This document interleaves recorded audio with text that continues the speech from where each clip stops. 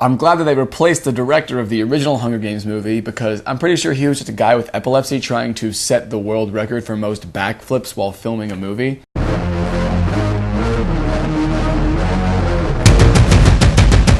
Alright, Hunger Games Catching Fire is the sequel to The Hunger Games, which came out earlier last year. Directed by Francis Lawrence, pretty much tells the story of Katniss Everdeen, played by Jennifer Lawrence, and Peeta Mellark, played by Josh Hutcherson, who, after winning the 74th Hunger Games, kind of by bending the rules a little bit, they end up unknowingly igniting kind of a rebellion.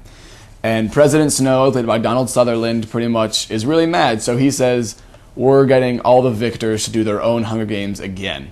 So then comes in a bunch of other experts, Finnick Odair, played by Sam Claflin, Mags, B.D. Wyris, I don't really remember, I don't know the actors off the top of my head. To start off, this is a huge improvement over the first movie. I am a massive fan of the books, and I did not like the first movie at all.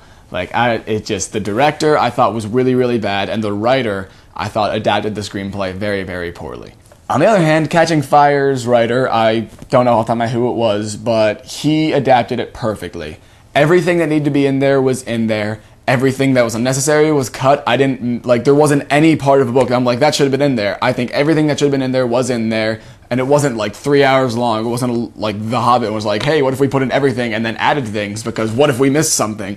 It was just the perfect amount, and I really liked his screenplay. The script was good, like the dialogue, it was good. I liked it. Characters developed. I loved it. Francis Lawrence as the director was also a huge improvement. I believe Gary Ross directed the last one, and like I said, he was just shaky cam all the time. You had no idea what was happening, especially during the action scenes.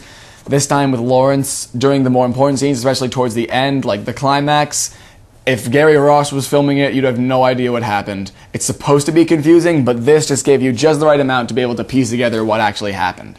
Jennifer Lawrence was great, as she always is. Josh Hutcherson also did better than he did in the first film.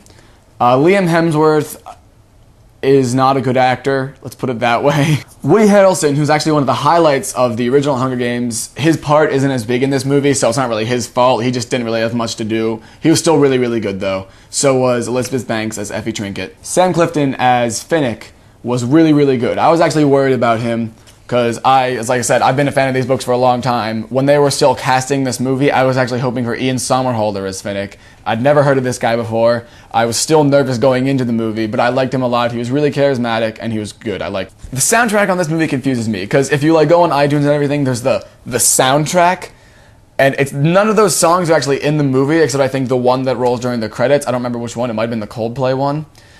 So I can't really consider that to be the soundtrack for this movie, but it was a really good album. It's like songs inspired by the movie, I think. So they're not actually in it, but that's good. The soundtrack of the movie itself is just alright. I don't really remember most of it, except, like I said, the credit song was good. The cinematography was pretty good. It was decent. The arena looked really cool. They had the whole water and the jungles and everything. That looked nice. You can see a lot of the craze that's going through is the blue and orange, which those are the two main colors that they're using. I think someone said, I don't remember, I read a whole article on this, that those are the most pleasurable colors to see. So that you can see they're using a lot of the blue and the orange. So yeah, it was really good.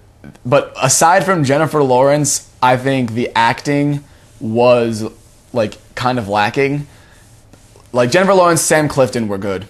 Especially Jennifer Lawrence, she has to be a lot more emotionally present in this movie than she was in the first one. In the first one, at least in the movie, she's kind of just serious and cold. This one, she's definitely more vulnerable.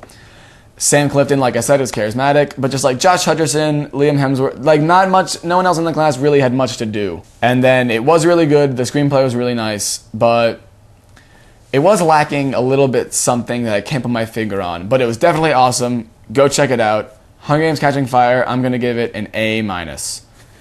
Okay. Up next we have Oblivion.